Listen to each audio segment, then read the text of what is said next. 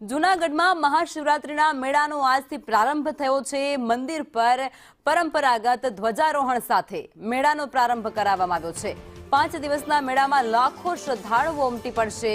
ગિરનારની તળેટીમાં પ્રથમવાર ડમરૂ યાત્રા પણ યોજાશે। યાત્રા સાંજે 7 વાગ્યાથી ભવનાથ પ્રવેશ દ્વારથી નીકળશે। ભવનાથ મંદિરના 400 મીટરના માર્ગ પર યાત્રા નીકળશે।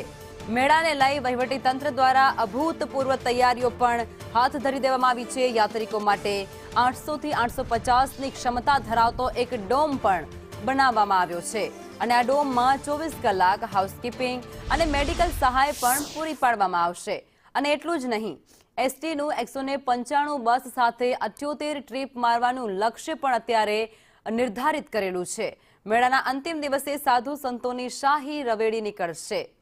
વિવિધ અખાડા અને આશ્રમો દ્વારા તૈયારીઓ પણ કરવામાં આવી છે।